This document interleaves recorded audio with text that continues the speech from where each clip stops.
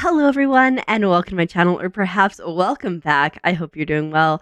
My name is Keeper and today we are continuing our playthrough of Sips and Sonnets, where you run this adorable little tea shop and you're super old and you like writing poetry and you get to meet people in town who come to your tea shop, and it is so much fun. I've really been enjoying it. It's a visual novel. It is almost fully voice acted and it's just been a joy. If you want to check it out yourself, I will have Steam Store linked down below for you. If you've missed the last part, you should probably check it out because things and stuff, and it continues. And if you like content like this, do make sure you subscribe because we always have so much fun stuff coming your way. We're checking out full games, we're checking out demos, and we're trying not to crash an American truck sim while we catch up about life and the universe and all that. But without further ado, let's get into our tea shop and see where we go from here. So the last scene that we did, we got kind of through the beginning of the chapter, and now we are getting to this part. So there's a little bit, because like the chapters kind of start, and I think you just kind of gotta get to the day part. Anyways, whatever, we'll continue on.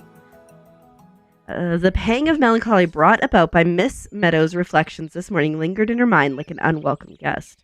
It didn't help that the few customers that came and went were all in a rush to go about their day, and not one was in a talkative mood. She's literally kept people, I swear, from opening to close to talk to her, so I get why that'd be hard. That was until a jolly, mustachioed face burst through the tea shop door. Ms Meadows. He's back! We met him already. Oh, Doctor. Good to see you again. You seem to be in a good mood. Am I ever? You'll never guess what happened. He got his funding! You got the grant. I got the grant. Yay! Those stuffy bureaucrats never knew what hit him. I marched right up to the head of grants, one Mr. Huxley, and demanded my due. I rattled off my accomplishments and reminded him what a loss to the scientific community his folly would cost. By the end of it, he was speechless. But my heart sank when security came. Oh my. He stopped them and said there was nothing for them to worry about. He was apparently moved by my passion. Let's go. He then promised to wire the funds to my team. I still have to send in my official proposal, but I'm confident it will go through this time. We told him to be assertive. That's marvelous. Oh, well, congratulations. I'm really happy for you. Thank you, miss. It was a hard-fought battle. Ah, what a joy it is! I get to continue my research again. What about the conference? Wasn't it about... Oh, yes, the conference. Fascinating stuff, yes. It's about diabetes, type 2 diabetes and domestic animals. Miss Meadows felt something was not quite right. The man seemed perturbed for someone celebrating a great success, determined that the doctor may be hiding something. Miss Meadows gently prodded the topic. Are you looking forward to your next expedition? Of course I am. Where will it take you? Well, given the success of my recent publications on primate behavior, I decided to continue further down that line. Next, baboons. Oh my. Aren't they dangerous? Normally, yes. Vicious little creatures have canines nearly 2 inches long, and they are not afraid to use them. But not this troop of baboons I found. They are a treasure trove of novel animal behavior, very different. How so? To put it simply, baboons exemplify the survival of the fittest slogan. The big, strong male gets all the females. However, a recent unintended consequence of human intervention led to a radical change in their lifestyle. You see, in a nearby town, regular folk received a large stock of meat that was found to be contaminated, unfit for consumption. They delegated its disposal to a truck driver who dumped the whole pile in the savannah. I thought hyenas might come running, so I hid. These baboons found it first, however. Because of the nature of their hierarchy, the biggest ones take all. Only they got to eat from the meat, and they guarded it fiercely, even after they were full. Sounds like old-fashioned greed to me. It was, but that was also their downfall. The bullies suffered agonizing symptoms from intestinal infection and died quickly. Right, because it wasn't fit for consumption. The remainder of the troop were too suspicious of the meat to approach it by then. They could tell. Oh my, yes. Don't let their antics fool you. Apes are quite smart. Relatively speaking, of course. Most other animals, save for corvids maybe, would have been next in line at the death buffet. The death buffet. But let me get to the exciting part. With the death of the big burly apes, the troop's hierarchy had been dismantled. Not only was there a notable reduction in infighting, but their rudimentary community became much more monogamous. Over the course of the year I'd watched them, they were the most cooperative, least combative apes I'd ever seen. Isn't that something? This is really interesting. Fascinating. You must have been quite thrilled to witness that. That's an understatement. If it weren't for that major discovery, I would have had far less ammunition for my argument with the funding staff. Oh, where are my manners? I'm very sorry, Doctor. I was so taken by this conversation, I almost forgot I ran a tea shop. Would you like some Earl Grey again? Oh, not this time.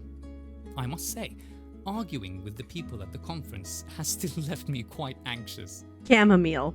I would really like something to calm my nerves, if you've got such a thing. Floral, preferably, but more bitter than sweet. Coming right up, Doctor. Well, it could be lavender. Let's see, which one's bitter? Mildly bitter, yeah. More bitter than sweet, he said. And I feel like lavender, rose would definitely be sweet. Okay, chamomile it is. Hopefully, shoot. I did not look at... Oh, it's a 4.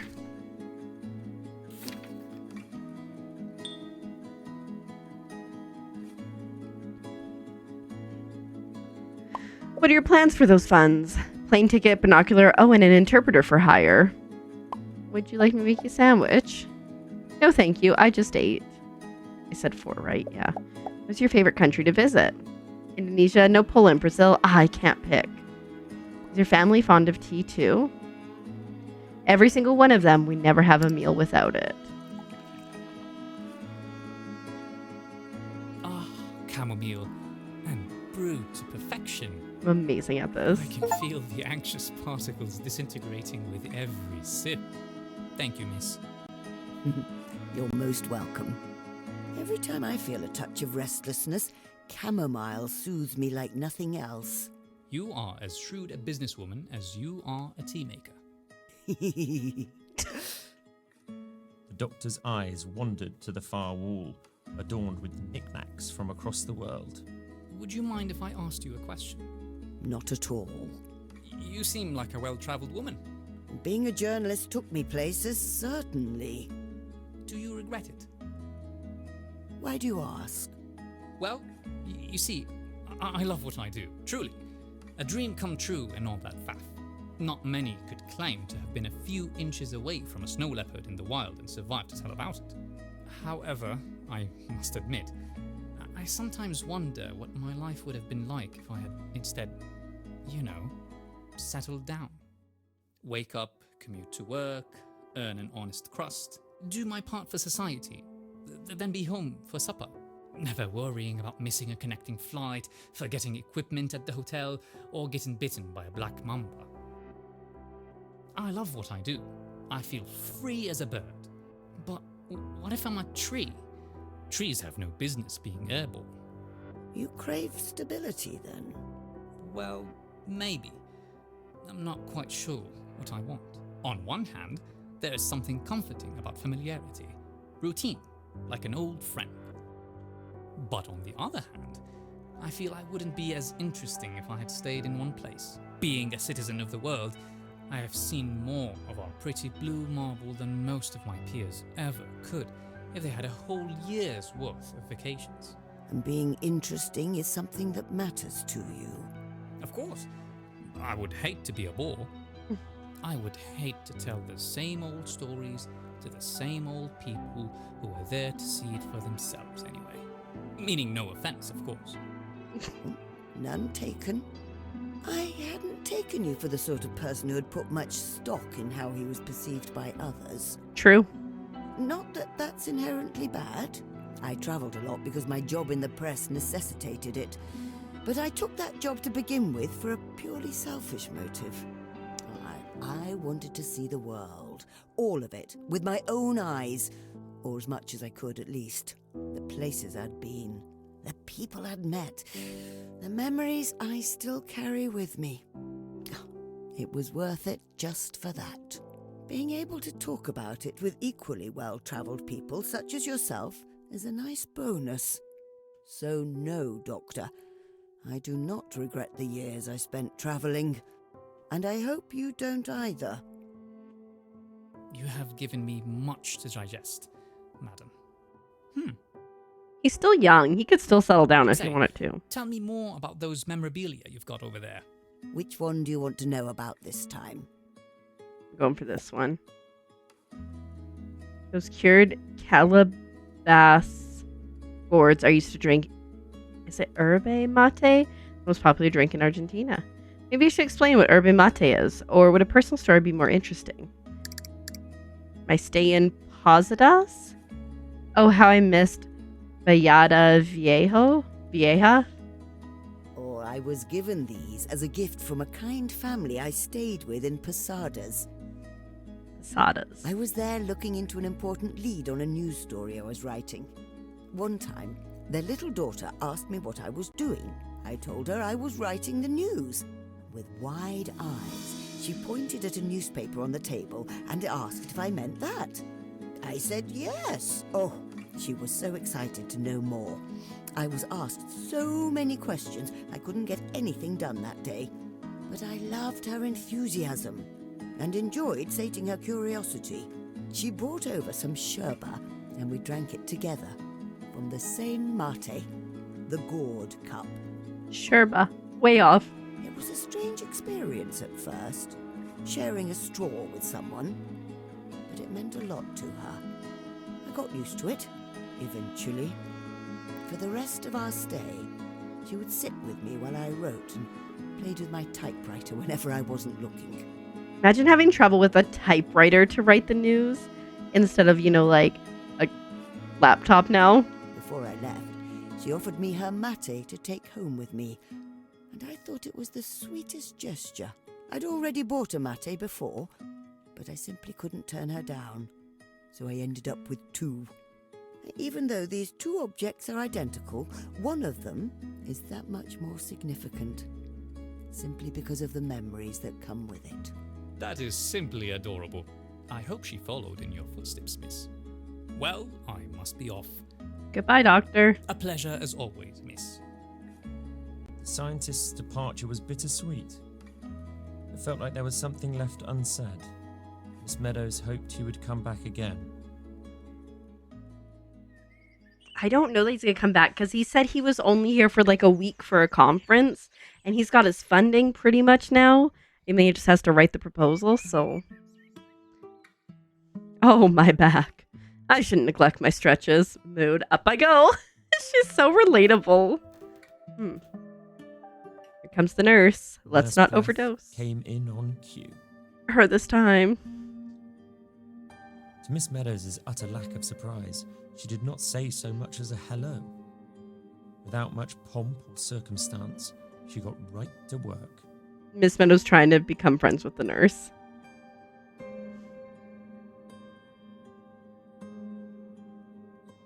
I've overdosed her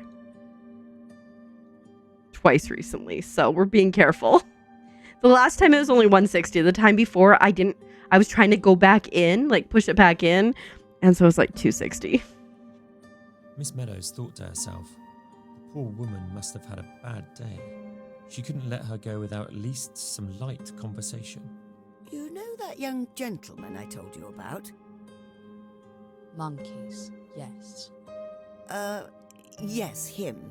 Anyway, he had some trouble with his science grant. People he worked for wouldn't give him the money he needed, so he fought to get it back. And he did. Good man. I'm so happy for him. You ask me, those bosses of his might be keeping some of those science funds for themselves. If I still had it in me, I'd look into them myself. Show them some well-deserved comeuppance. I used to be a journalist, you know. The nurse said nothing, but an audible low-register scraping could be heard from her direction. She was clenching her jaw, teeth grinding like colts in an old clock tower. You all right, love? Suddenly, the nurse left in a hurry. Goodness. I wonder what got her worked up. She really hates monkeys. I suppose my brand of rambling isn't for everybody. It's a shame. I was going to tell her about the troop of baboons. Everyone loves a story where the underdog wins. Haha. Anyways, where was I with the sonnet? Let's see. I understand the poor doctor's dilemma. I was there once. We all ask ourselves at some point, am I happy here or am I destined to roam? Wanderlust. I walk old streets, trails, where once we dreamed with glee. Oh, I could move it if I want to. Their lamplights flickered at our youthful pluck. As birds desire, traveling did we. A world to see until we're out of luck. Yeah, like the way it is it's basically only one. I could do old trails, streets, or boulevards. And then the other ones just kind of have to be what they are if you want it to make sense. I still like that we get to do it. That's kind of fun. Fawn. I'm assuming at the end we'll show Esme the poem. She's always encouraged us to write. This morning, a familiar dream shook me wide awake. Funnily, it was about school. I heard the top cause of recurring nightmares is primary education. Globally. Used to be that war caused the most bad dreams. But I suppose we live in such peaceful times that school is the next worst thing. Anyway, in this dream, Esme and I got singled out by Mrs. O'Hare. She had us do a quiz with burlap sacks over our heads so that we could barely see the questions. What the heck? When I took the sack off my head and tried to confront Miss O'Hare, all I saw was that faceless head, the featureless stranger staring back. I'd forgotten all about that face. I knew I'd seen it before. Did I? Oh, nobody liked Mrs. O'Hare. She was vindictive. The kind of teacher even parents feared. Still, when I heard she'd passed away, I went to her funeral. Her family was exceptionally kind. We're still in touch. It got me thinking, how can someone so cruel come from such a nurturing background? Or maybe they weren't so nice until it was too late. It's easier to apologize to an open coffin. I do dislike funerals. Someday, I hope mine won't be so inconvenient to those attending. The last thing I want is to be a burden. Ouch, Ms Meadows hitting us with true facts. All right. Tea room is opening. Who are we going to meet today? Or is it going to be someone we already know? Ms Meadows' morning was dull and grey, like the taut hairs on her old teacher's head in that wretched dream. But a sight outside her shop put her in a much better mood in an instant. It's going to be Cassie. Oh, it's Morning, Ollie. Matilda. His voice. Ollie! Back so soon! I normally have to wait weeks for a visit. What can I say? You've got me hooked on good tea. Truth is, now that my kids and grandkids are less dependent, I find myself with a lot more free time than I know what to do with. You'd been a good presence in their lives. You could do with a bit of a break. Tea? Yes, please. The usual? No, not green tea this time. I'd like something different. What do you have in mind? I'm thinking fresh, zesty. You have like a lemon? Between you and me, I've been feeling a little queasy. Must be the curry I had last night. I think I can get you just the thing you need. Zesty. Maybe a peppermint? Let's get peppermint.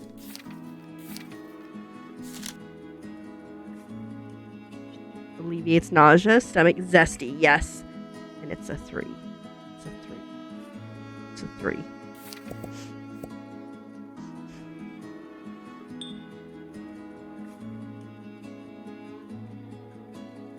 Anything in the news I should know about? House family. All fine. They say hi. You're not allergic to anything, are you? It's a lot livelier with you around, Ollie. Cheers. I'll stop by more often then. I hope Esme walks in any minute now. Where was your honeymoon again? There's something going on. Ooh, minty. Oh, right. He's talking. As the joyful flavour of mint filled his mouth, the kind-eyed elderly gentleman wore a wide, bright smile. A lot of antacids have mint in them. I should have guessed you'd make this. I knew it would come in handy eventually. Oh, you did now. Not the first time you'd come in complaining about curry, is it? So, anything new? I can think of something new. Bit of a murky subject. But if anyone could lend an ear about it, he's right here. Have I told you about my visiting nurse? Oh, yeah. Helen? What about her? No, Helen left last week. This is a new one. Is it Liliane or Liliana? I'm going to go with Liliana because these ones have A's at the end. Liliana, she said her name was. Yeah? Well, she seems to know what she's doing, but she's quite unsociable. Barely says a word. Maybe she's just shy. I thought so too at first. It's been a few days now, though. I think she just doesn't like me. Nah. You know people don't have to like you, Matilda. Remember Beatrice? Oh, Beatrice. She always avoided me back at the agency. You told me not to take it personally. That's right. You asked her to help you with the Henry Whitmore case. She didn't. Did she? You're right. Oh, it would have been so nice to work together. How is she anyway? Last I heard, she had a stroke, staying with her son. Gosh, that's terrible. Oh, poor Beatrice. I sympathize as well. But that's besides the point. That nurse is just another Beatrice. You've got to move on. It's kind of hard to move on when she's in your house every day. What if I've done something to upset her? Like what? I What inconvenienced if her. it's inconvenient for her to come all the way here every evening? Or if I asked for something unreasonable? She's a nurse, Matilda. That's her job. Also, she lives really close by. I've had my fair share of dealings with doctors and nurses lately. They know not to take out their frustrations on the people in their care. What did you need What them do you for? need doctors and nurses for? You look fine to me. My arthritis, remember? I used to be fine taking a pill for it. But it's getting out of hand. I have trouble climbing stairs. Each step feels like hell. I'm sorry. It's fine. You get used to it. You know, you're right. I'll just forget about her for now. Gonna be a little hard when she shows up later. That's the right attitude. The same advice I gave to my youngest. Aisha. Aisha? That's her. I told Aisha, if someone likes you, one human being to another, they will not hide it. People are like the wind. Chase them, and you end up with a fistful of air. Let them come to you, and they will fill your sails. That's lovely. Oh, who's the poet now? Has Aisha had similar trouble at school? Yes, trouble making friends. She's done with school, though. Right now she's at work. Can you believe it? Goodness, how time flies. Oh yes, 20 years old. Still behaves like 12, as far as I'm concerned. Do give her my regards. I hope she'll stop by my shop someday. She would, but she's in London now. We call from time to time. Oh, London. She's in for a treat. I wish her the best. Thank you, and thank you for this tea, as always. Oh, And don't pay that nurse any heed. She's just doing her job. Leave it at that. Do you think the nurse will ever come to the tea shop? Oh, you're right as always, dear friend. Oh, right. Ollie, don't forget, next time you stop by, Esme will be here to join us. Ollie gave her a laboured smile. Miss Meadows could feel a laden weight behind it. After a pause, he simply smiled and nodded. See you, Matilda. She watched the back of her second oldest friend as he left her tea shop, a back that carries so much weight, and yet unbending. Interesting. We still have 3 trinkets from the wall to learn about too. So I'm assuming, like, I thought that we'd have like that many days. I should get ready. The new nurse will be here any minute now. What Ollie said about her made sense. I should just leave her be. But maybe there's some way I can finally get through to her. I thought we'd see like one The nurse person. prepared silently. Miss Meadows contemplated her previous attempts at conversing with her. I thought like it'd be like 6 days and we'd look at one every day, but we don't always look at them. They mostly revolved around interests, trivialties. The nurse, however, would not budge. She responded with nothing but hums and polite nods. What if Oliver's right? Maybe I should give up trying to make friends with everybody. Give the nurse a Miss break. Meadows decided to stop throwing herself at the same brick wall. The nurse got to work in perfect silence, disturbed only by the faint sounds of breathing. She could open up on her own. Do not overdose. Do not overdose. There we go. The nurse left as quietly as she had come in. Miss Meadows drifted to sleep soon after, with her friend's words still lingering in her mind. No poem tonight. Not everyone has to be your friend.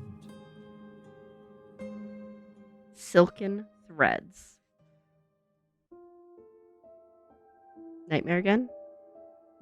Last night, I thought about all the times I was uncomfortable and how much I disliked each one. We all experience discomfort to some degree, I think. Life by design demands it, and we're not in a position to say no. Discomfort brought on by obligations, health, or circumstances beyond our control. But that same discomfort propels us forward. In a way, we would be nowhere without it. Animals that are used to the comfort of captivity seldom survive when released back into the wild. And this is because they forget that ever-present anxiety, which urges them to stay alert and alive.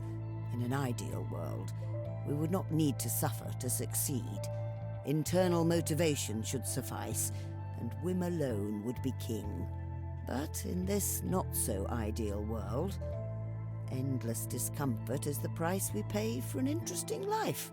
Interesting take. A price I gladly paid. Tea shop open. Who are we gonna meet? Is it gonna be a new person or is it gonna be someone we know? I don't know why I'm so excited about it, but I am.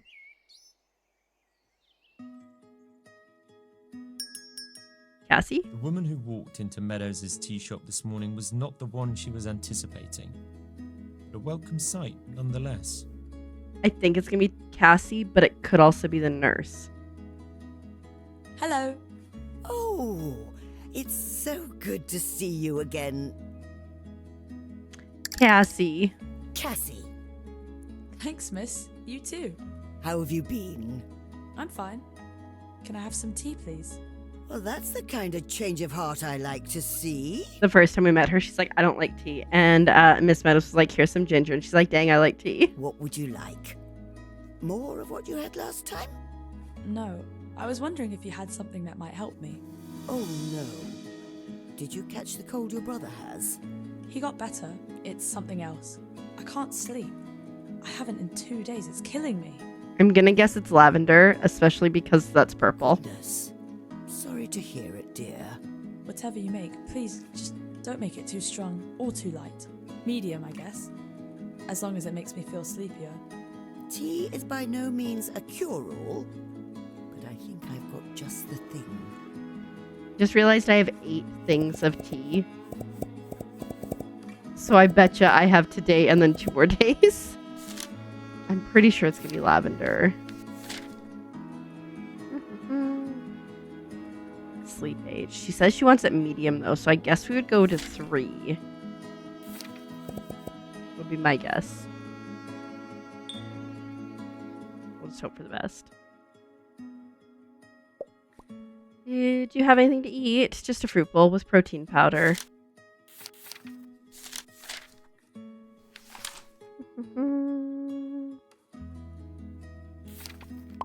Do you do any other sports? Football just for fun. I play with friends every Sunday. Sugar? Yes, please. I'm going to serve it now because she said she wanted it medium. Tea is ready. Oh my god. I didn't know people had lavender for tea. And it's so good. I always thought lavender would taste like, I don't know, shampoo or something. Can't bathe in this, right. I'm afraid. Although, now that I think about it, Oh, stop. is something troubling you? Remember what I told you about my training? Yes, you are being funded by... Ooh, oh, shoot. It's not Lyra. It's not Lipa. You gonna guess Lipa? Lipa? Yeah, them.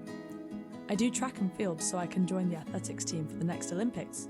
What's more, Holly Hodgkins is our coach. A former champion. Can you imagine? I used to really look up to her. She's also a Lipa grad. Anyway, a new girl joined us. Gemma. She's this quiet girl. Barely says a word. Always wears a beanie. But the crazy thing is, she's a bullet on legs. I can barely keep up. I don't know why I'm telling you this. Sorry. You don't need to hear about my silly problems. I don't think they're silly at all. Competition is healthy. A good kind of stress. Reasonable. But it can be demotivating sometimes. That's what I told Coach. I asked her how I could get better numbers. She said, do more jumping jacks. And I have been, way more. I'm not getting any better. Doesn't it take time to improve? I know, but usually working out wears me out. So I never had any problems sleeping. Then Gemma joined and I saw how fast she could run and I felt like all my work was for nothing. And now you've got a rival to worry about. You can't sleep. Yes. Well, I had a bit of rivalry myself back in my journalist days. He was already well established by the time I joined the newspaper. His articles had free rein of the front page. Mind you, he wasn't obnoxious about it. But try as I might, I couldn't cut it in my early career. I needed a win. So I started working on a big story, bigger than anything I'd ever written. I had a strong feeling it would make my career, and more importantly, make a difference. And? Did it? Ah, patience now. I'm getting to that part. During my field investigation on the big story, who do I spot but him, my rival? He was as hot on the trail as I was. I knew then I couldn't slip up, but I hustled day and night. I found everything I needed to publish a story and got my front page article. When he read it, he came to my desk laughing. He said he'd been working on the same story, but his version had major errors, disproven by the evidence I'd found. Then Let's go. he thanked me. By beating him to the finish line, I inadvertently also saved his credibility. That's nice. Do you know where he is now? I swear to God, if she says dead. We're still friends, actually. He comes here sometimes. Now, I'm sure it's not the same as what you're going through, but I thought listening to an expert at rivalry might give you hope. Thanks. What you did for a living sounds exciting. It had its moments. And you got a friend out of it. A good one, too. Is that Ollie? Having a friend like him was more important to me than the boost to my career. So about your new rival. Become friends. Why don't you just introduce yourself? In the pursuit of our goals, it's easy to forget the human element. That girl who joined the team and that Olympian coaching you, intimidating as they might be, are just people. A friend of mine used to say, "You're one hello from making a friend." You're right. I might be overthinking it. Coach always says that competitive sports are just as much a mental thing as they are physical. Maybe this is all part of what she meant. Thank you. Of course. I envy you, you know. Why the music change? How so? I see you running outside, and it makes me miss being able to. It's so freeing. It really is. Running is, I don't know, cathartic to me. I'm sure you did plenty of it. I did run a lot in my youth, mainly to catch buses or trains, and to get away from trouble. Bad people don't like having the spotlight on them. Whoa. Someone came at you for something you wrote? Well, not them personally. That would have been funny. One time, there was this hired lackey. Black leather jacket and shaved head. He was paid to threaten me. Did she give him tea? Was that here? London. He stalked me for a while, then shoved a letter in my hand. I just smiled and tore it while he watched. I won't deny I was terrified. The threat was real, but his employer was behind bars before he could act on it. Wow.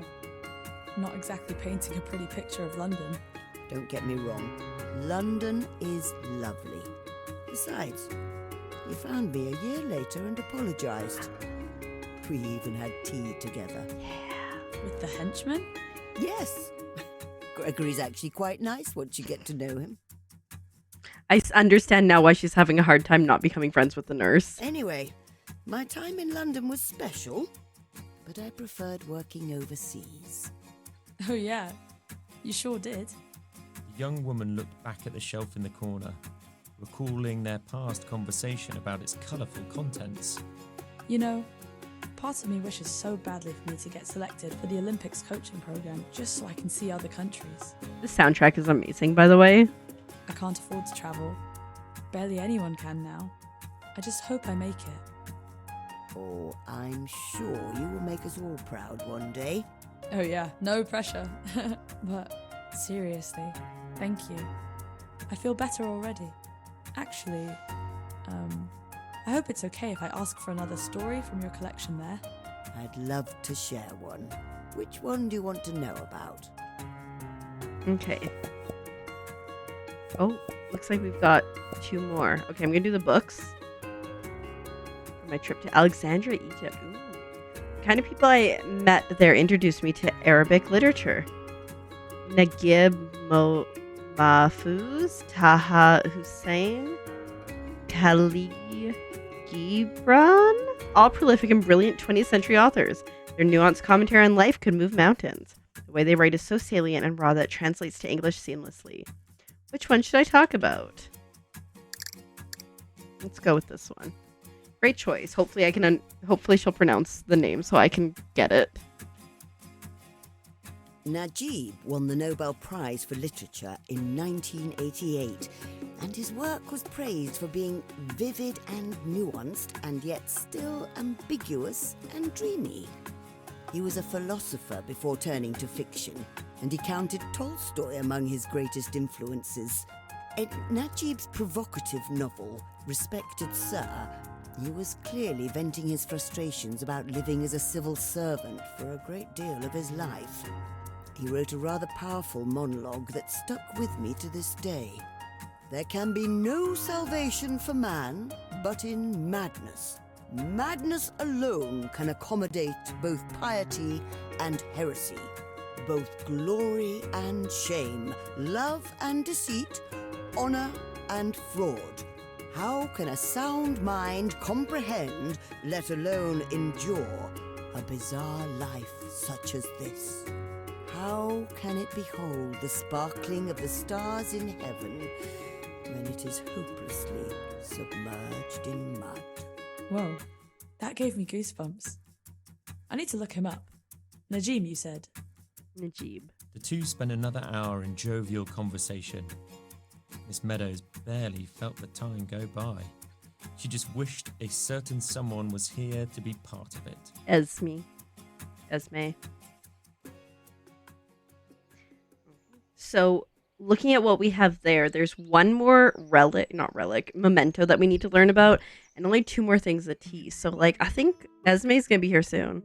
Hope that poor girl finds what she's looking for. While this poor girl climbs these stairs. Don't fail me now, knees.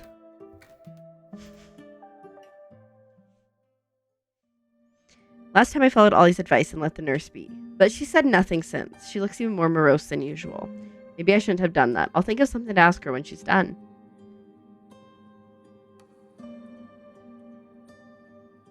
Stressful. Do not overdose the old lady. As the nurse packed up, Ms Meadows decided to breach her defences with a bold question. Are you happy? What? I mean, are you content with where you are in life? No. Oh. Well, I hope you get to be. That's like, you know, if you're like working in retail or something and you're like, hey, how are you doing today? And someone's like, poorly. And you're like, you've gone off script. I don't know what to do here. Are you? Me? Happy? Even though it was Miss Meadows' own question said back to her, it took her with just as much surprise. She asked it again, this time to herself.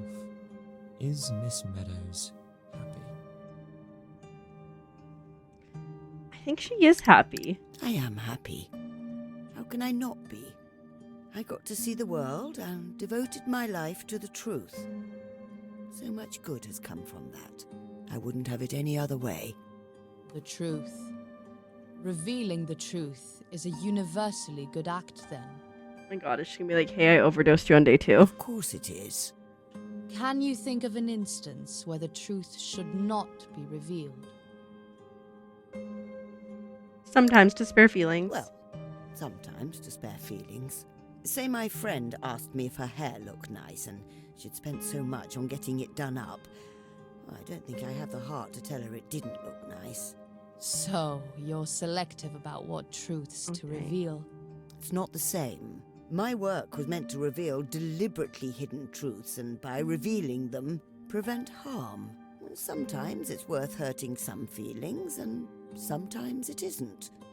You have to be selective. Where do you draw the line? How do you decide which truths are worth revealing? That's a good point. I assess the good and the bad. I put the good of revealing the truth and the bad that could come from doing so on a scale. If the good outweighs the bad, I do it without hesitation.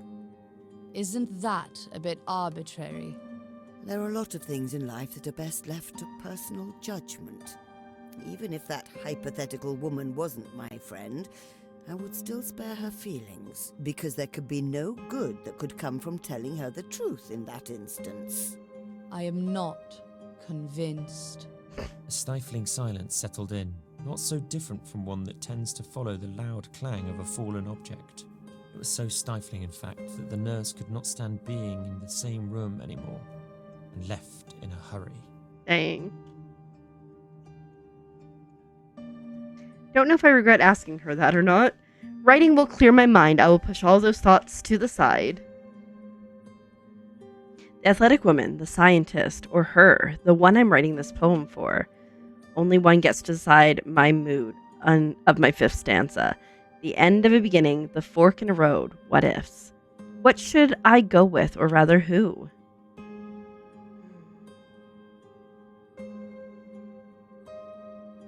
I think conclusion. So now, dear friend, as things come to a close, I write to you as once I'd often done.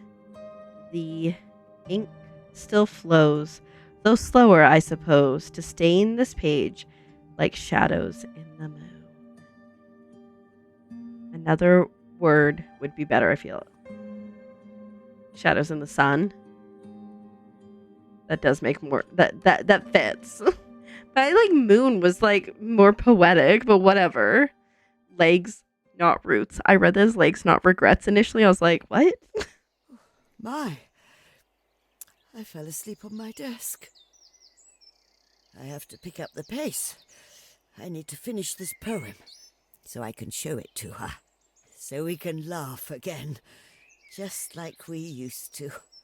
Remember, Esme? I'm afraid that Esme's already dead, or that maybe Esme has gone through some health decline, and Esme's not going to be what Ms Meadows remembers or who she remembers.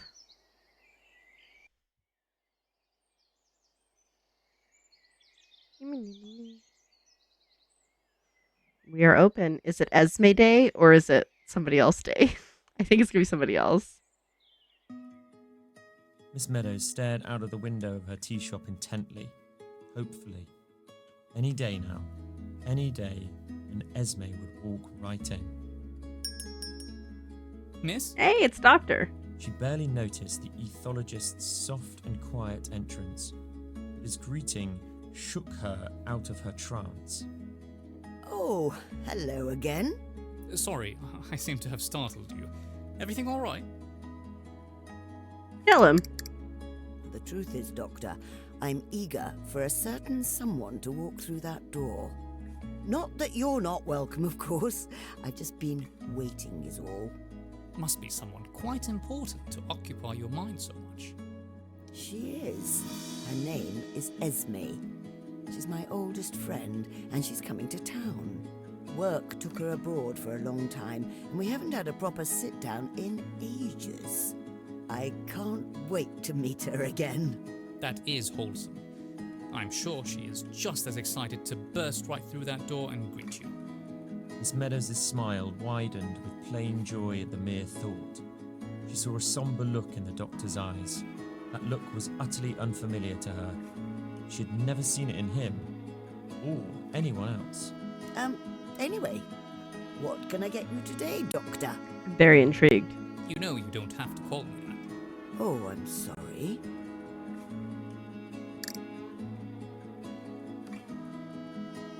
Adam. The scientist smiled. I'm in the mood for something light. Green tea, then? No, something a bit maltier, but not quite black tea. Too long. A tea that's between green and black tea, flavor-wise. I don't know if you have anything like that. I'll see what I can do. Oh, and make it strong, please. The strongest you can make it. So 5 on the leaf scale. Pretty sure it's oolong, but I'm just going to double check.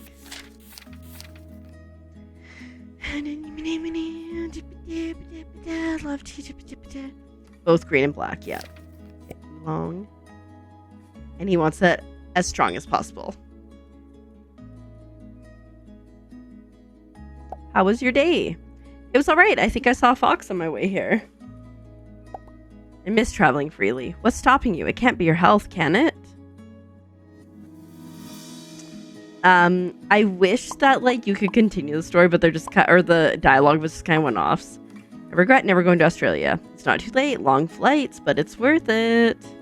Always fascinated by cultural differences. People around the world differ vastly, yet have much in common. Do you take pictures on your expeditions? A ton. I will show you some later.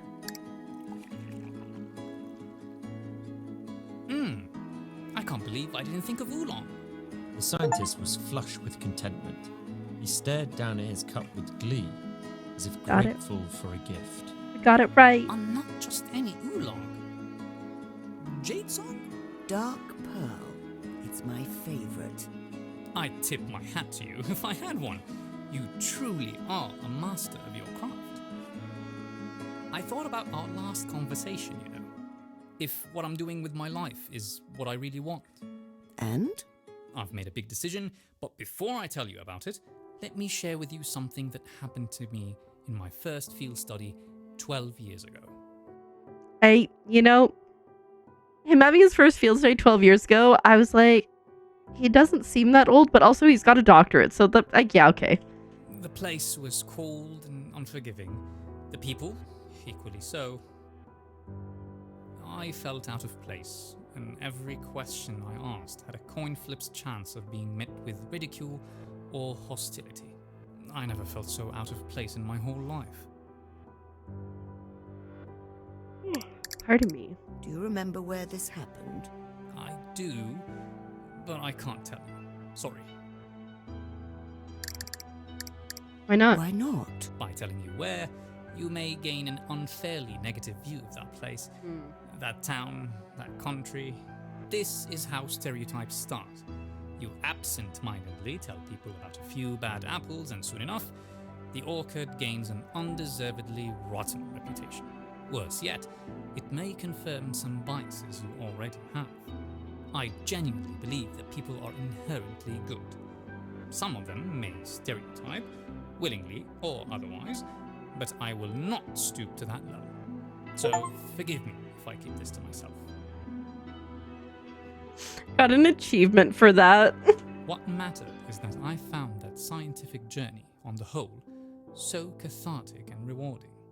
By the time I flew back home, I had completely forgotten about the bad. I only took the good home. Or so I thought. That sort of thing stays with you, but you learn to look on the bright side. I was accosted by a snow leopard and the locals were unfriendly, but it didn't make a difference back then. I felt like a winner. And reflecting on that, if I'm willing to go through that again just to do what I love, then nothing can stop me. Not a shred of doubt remained in my heart, until I saw these first white hairs on my head. Am I doing the right thing? Was it all worth it? They made me think. This is why I am glad I met you, miss, at this exact crossroads in life. I think I love what I do too much to look back now. But it is so tempting to grow roots, make lifelong friends I can meet every week. Ms Meadows knew exactly what he was about to say. She felt it too in her youth. The call. The world is just too inviting, and life is far too short. I can't help but feel like I'm giving up something to sustain this lifestyle, this career. It's worth it, isn't it? Oh yes, best deal I've ever made. I suppose we're both nomads at heart. I don't think I would have hesitated if I were like you.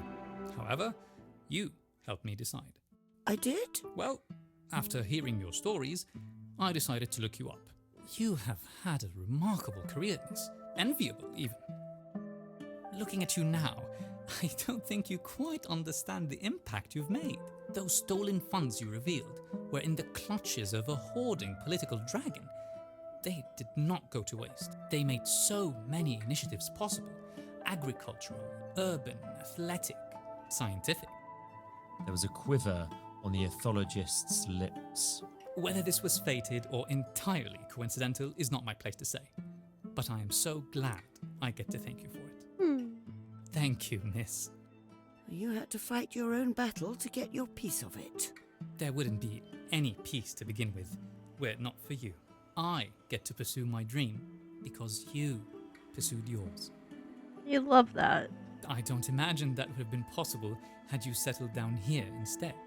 Miss Meadows shook her head. How can I not be inspired by that? I think back on my recent reflections and realize I owe so much to you, even though we just met. It's flattering you think so.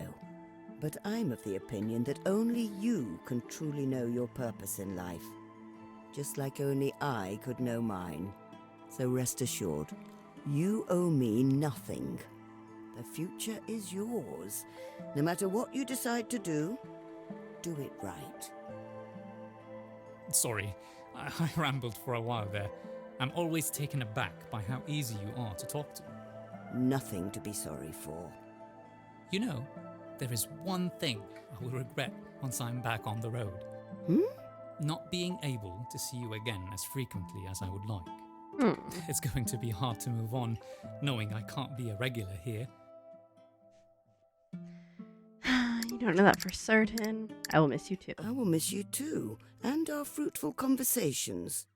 And don't sell yourself short, young man. You're quite remarkable yourself. Ha! Being called a young man again certainly does wonders for my ego. But truly, thank you.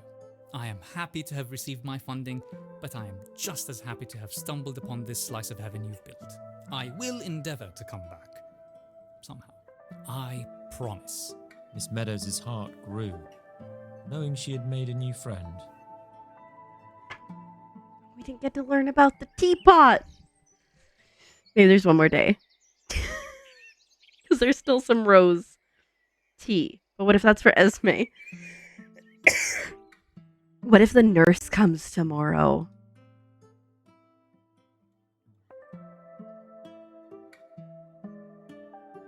Oh, once we click on that. Once we click on that. There we go. Now I can go.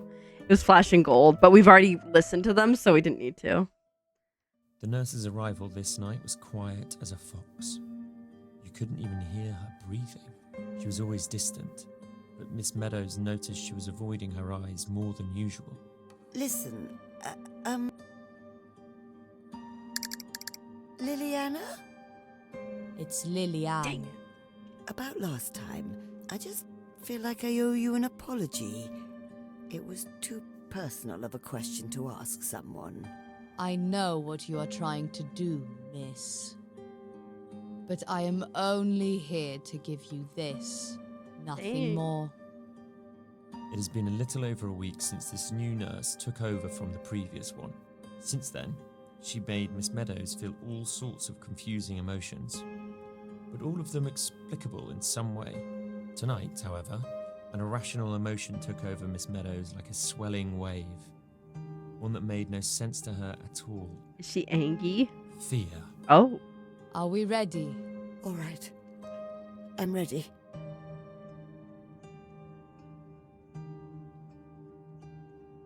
That's not good. I mean, we did overdose her twice, but it was an accident both times. The nurse took longer than usual to pack up this time. She was stalling. I am being replaced. Huh? I will not be your nurse anymore. Why? You will not see me again. Goodbye. To Miss Meadows' surprise, Lillian ran out the door. She left in a hurry. The dim light illuminated her glistening cheeks, wet with tears long held back. Poor woman. Something tells me there is more to her than she lets on. A deep and confusing loss. I don't think I could have done things any differently. I hope she finds what she's looking for. I am almost done with my poem. I should get onto it while I still can. I did a lot of writing this week. Nearing the end of this sonnet, I feel like it's shaping up quite nicely.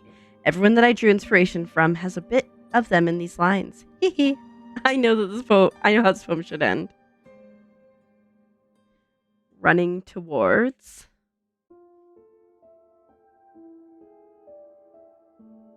What joy is brought me when they came to toast, to laugh at and cry with, to cheer on and boast.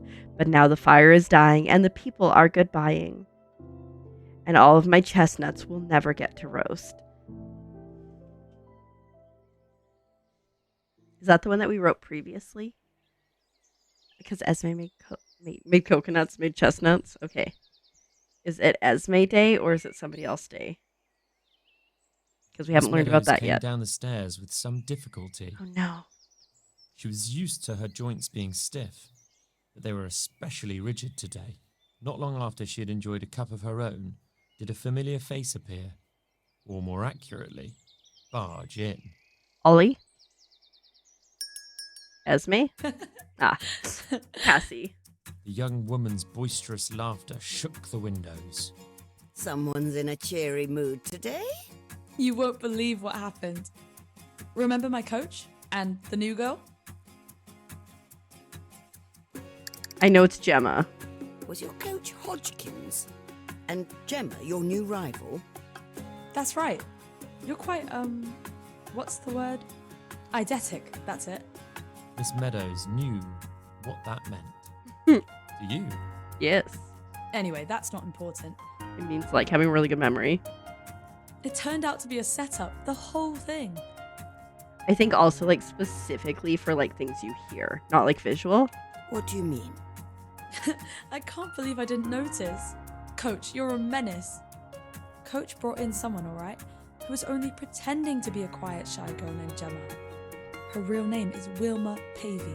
The Wilma Pavey. You know, both feet on the ground gets you nowhere. She said that quote in her book. Tenacity, blurring the comfort zone. I'm sorry, it doesn't ring a bell. She's a legend. Wilma is a multi-medal triathlete. A triathlete? What 3 sports do they do again? Swimming, cycling, running. A triathlon involves swimming, cycling, and running, right? Spot on. It's the ultimate test of endurance. Anyway, Wilma was in on it the whole time. Coach brought her to show us that we're not as bad as we thought we were. And here's the craziest thing. Before I knew who she was, I took your advice. We're all just people, like you said. That we are. So I walked up to her after training and said, "Hey, great work today." And she's like, "Oh, thank you, you're pretty good yourself." She went on describing the most mundane conversation. Not between an aspiring athlete and an accomplished one, but between 2 young women. Weather, favourite protein snack, things of no consequence. Despite the banal nature of that back and forth, she recited it with fervour and passion. And then I told her that I'm not here to mess around. I'm here for the real thing. I want a real medal framed on my wall. You won't guess what happened. Wilma herself vouched for me to coach. I'm in the Olympics coaching program. That's so exciting. Oh, congratulations. Thank you. I can hardly believe it still. By the end of the program, I will hopefully represent Britain in both sprints and 4x100 meter relays. Well, happy days, love. Oh, that's incredible news. Thank you. I'm still in shock myself. Finding out about this and Wilma, the last couple of days were a roller coaster. I had what it takes and Coach said Wilma told her. She then said, "But having the humility and respect to speak to someone who is there to defeat you, that's a conduct becoming of a real athlete." Nice. Sportsmanship. Being strong, fast, durable, getting back up when you trip and fall, all that's only half the battle. The other half is never forgetting the person underneath it all. I would have missed that if it weren't for you. Thank you, miss. Miss Meadows returned the young woman's gratitude with a smile and a deep nod. You made it this far. You put in the effort. You earned this, love. Plus, working with people you admire and them turning out to be good people too, that's just heartwarming. Oh, you should have seen the look on my face when Wilma told me who she was. While laughing at herself, Cassie slapped her own knee and immediately winced in pain. Ow! Bloody hell! Are you all right? Yeah, I scraped my knee this morning and completely forgot about it until just now.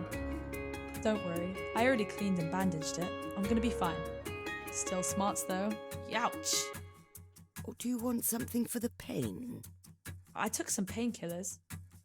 Wait, you don't mean tea, do you? This one is herbal, floral even, and is really good for easing physical pain. She's like just made Cassie become such a tea connoisseur. Alright, if you think so. Whatever it is, just make it a little less strong. Medium. Okay. It's gonna for sure be Rose. Oh wow. Yeah, soothing pain. Okay. Bam. We're only gonna go to 3 because she wants it medium.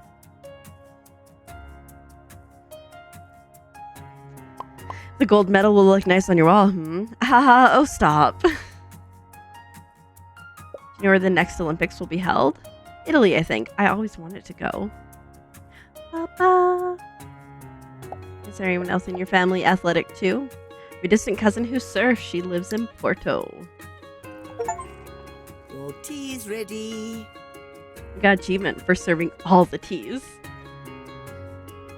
Is this Rose? I can only ever imagine Rose as something decorative. You can drink them? Sure you can. For hundreds of years, people found its floral taste delightful, like a perfume for the soul. Easing pain is a nice little extra. But Rose is a hot drink. I never could have imagined. How did they figure this out? Well, it's not just tea, you know. Rose water is a common baking ingredient as well. Many desserts around the world have a nice rosy taste for this very reason. I did not know that. I should tell my mum about this. Did I ever tell you why I run this? Why I do this for a career? I don't think you I did. don't think you did. Why do you run? When I was still in primary school, I used to love watching my cartoons on the telly. But this one cartoon I really liked, about baby dinosaurs.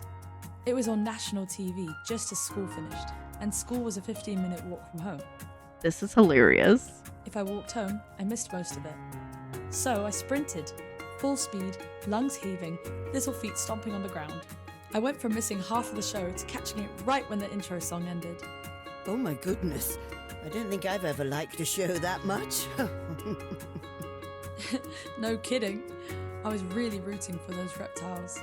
My PE teacher saw me blitzing home one evening and told me I had potential. She thought it was really funny, seeing this girl leave a trail of dust in her wake right out the gate like that. So, one thing led to another. I was introduced to Litra, and here I am. I get to do what I love, for a living, and get to train with my heroes, and compete against the finest. See the world. Thank my lucky stars. I don't know where I'd be if I wasn't getting paid to compete. I won't squander this chance. Ever. I'm sure you won't, love. Tears welled up in Miss Meadows' eyes. Bring that medal home. No pressure. Oh, by the way, how is your brother doing now? Carlos. Carlos, was it? He's fine now. Got over that cold surprisingly fast. More importantly, I didn't catch it. You're all right now? You made it. You're right. Thank you, miss. Seriously. The light conversation that followed was aglow with joviality and triumph. Miss Meadows was proud of the young woman who graced her shop and smiled as she waved her goodbye. But once she left, the shop settled back into silence. The uncomfortable stillness could make one's ears ring. There isn't even there's no music in the background. I should go freshen up. Are we expecting Esme today?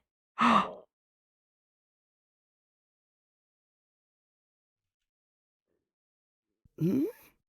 Something caught Miss Meadows' eye in her antique mirror. I'll click it. In her entire life, nothing startled her worse than what she saw. Miss Meadows looked into the mirror and saw a stranger looking back.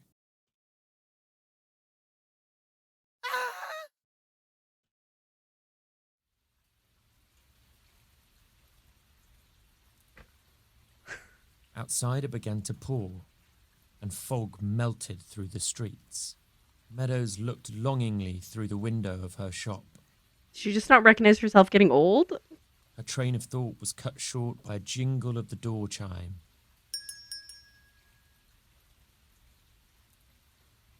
Who dat?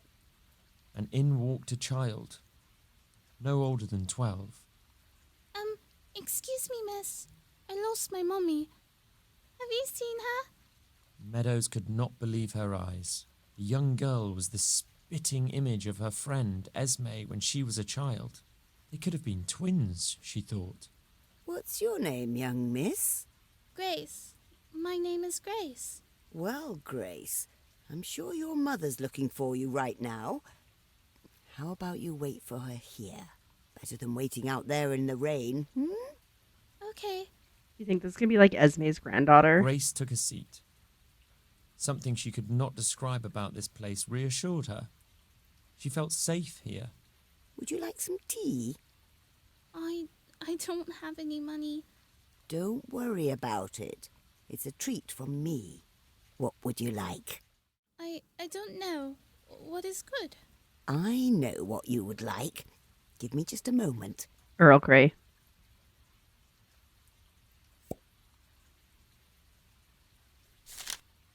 I think it's full strength, right? Yeah.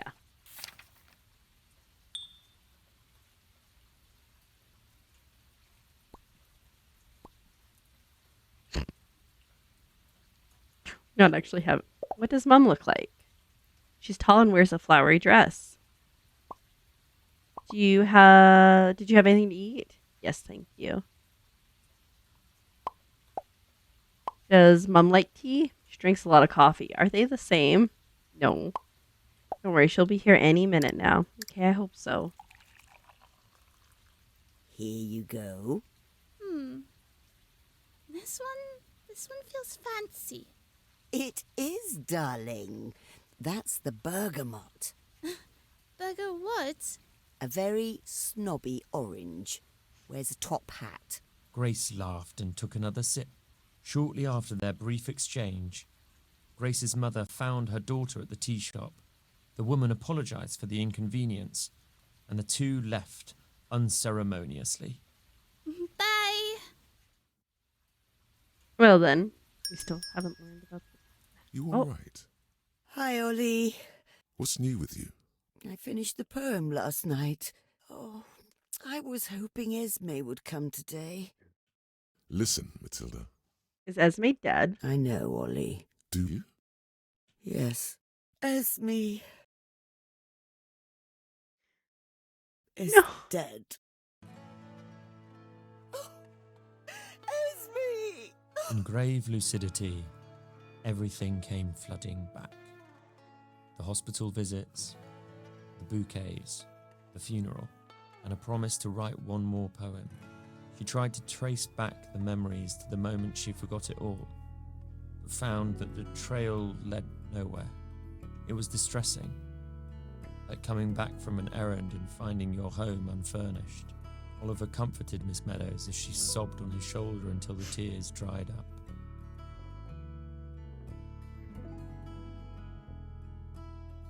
I remember getting the news on the phone years ago. Oh, Matilda. Oh, it was silly of me to think she'd come back. Some days I actually believed it. I have to say, hearing you talk about her like she was still alive, it concerned me. Are you sure you're all right? In all honesty, Ollie, I don't think I am. Just the other day, I looked in the mirror.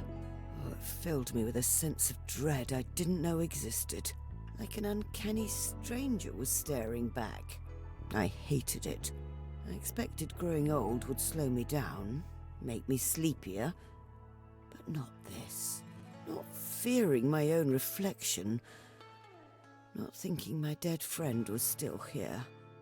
I'm snapping at the seams, Ollie. I'm sorry. It's fine.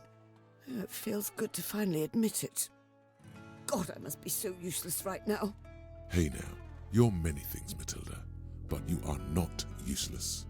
I can't tell you how many young interns who worked at the news agency signed up because they read something you wrote, and those embezzled public funds. Who blew the lid off them back in the day? What a hype man. So much good has come from your work. I was there with you, through it all. No amount of death threats, veiled or bold, could stop you. Even today, generations later, people get to enjoy the fruit of your labor. I know someone who said the same thing just recently. Doctor. Oh. Cassie, I guess? Meadows recalled the young athlete's words from the day before. Thank my lucky stars. I don't know where I'd be if I wasn't getting paid to compete. You are just as much a hero as the great war reporters you admired as a girl. And I know what you're thinking. That was before. This is now. But why else would people keep frequenting your shop? It's not just the tea. I'll tell you that. You are a godsend to every soul you touch. You always know exactly what to say. You tell people not what they want to hear, but what they always knew to be true, deep down. I'm going to miss him too. Adam. The doctor. The jolly scientist's words rang in Miss Meadows' mind, clear as a sunny sky. It's going to be hard to move on, knowing I can't be a regular here. If you will hold onto one memory, let it be this. Your legacy will survive. Oh, what good is a legacy, Ollie? I'm still here, aren't I? I'm still waiting to read that poem you just finished. And God help me, It won't be your last one. Thank you. You're a wonderful friend. You know, when I remembered what happened to Esme, all the pain came back.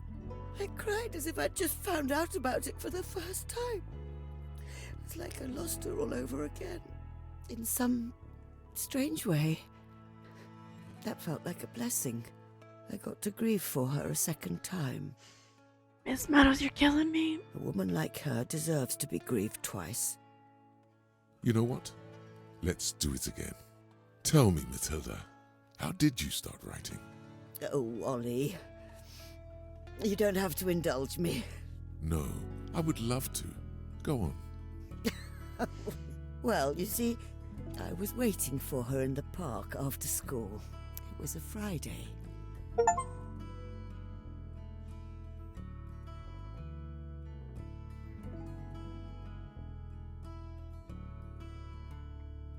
Leave a thought in every heart you happen by, as tea so fondly stain the pot it's in.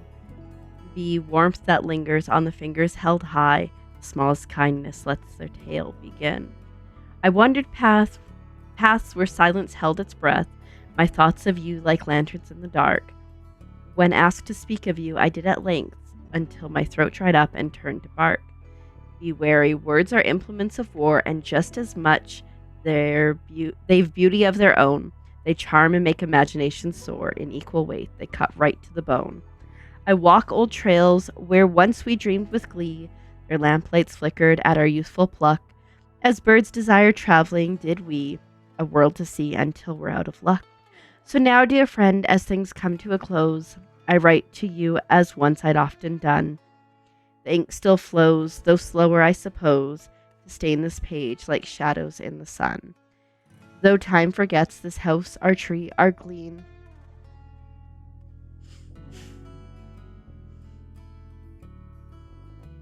I never could with hope you'll come again.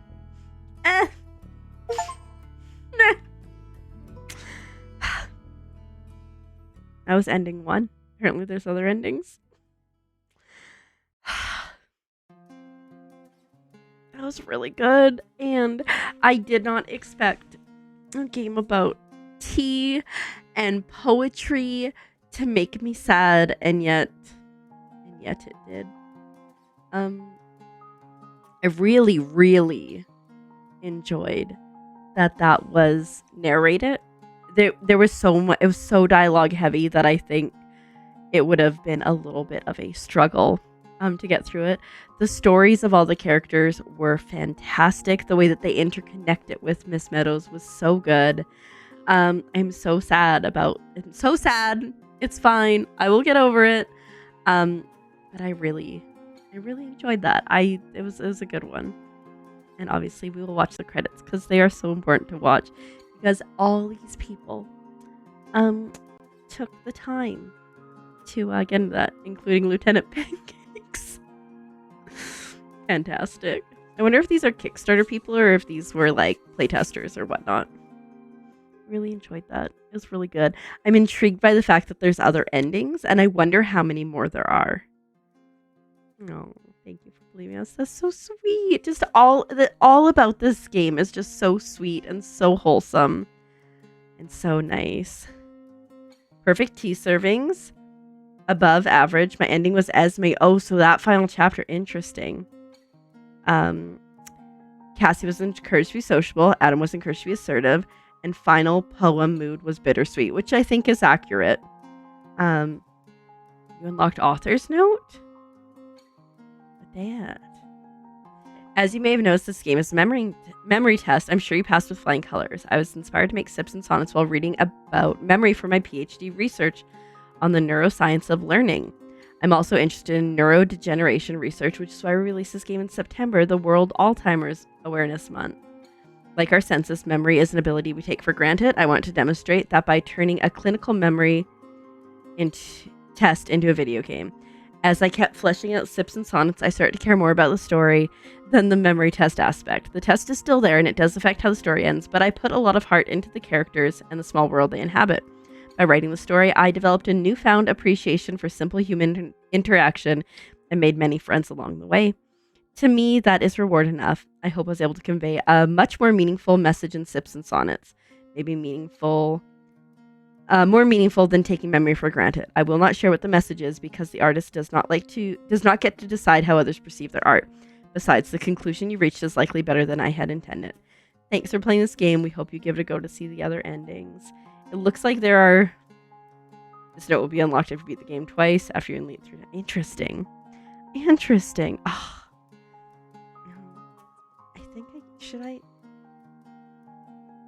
I guess I should save.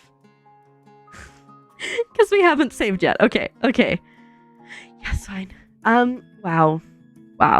I really enjoyed that game, and the fact that where it started was to do like a clinical test on memories and then just became the depth that it did was so good. I didn't expect to get emotional. I kind of want to play this again in the future and just see what other achievements we can get and what other endings we can get, because we got ending 1. It's like, what are the other ones? Do you just get it if you complete it again, or do you have to make different choices? I don't know. If you want to check out this game yourself and maybe get the different endings, I will have a Steam store link down below as always. If you like content like this, do make sure you subscribe because we always have so much fun stuff coming your way. Thank you so much for watching. I'll see you in the next one. Bye!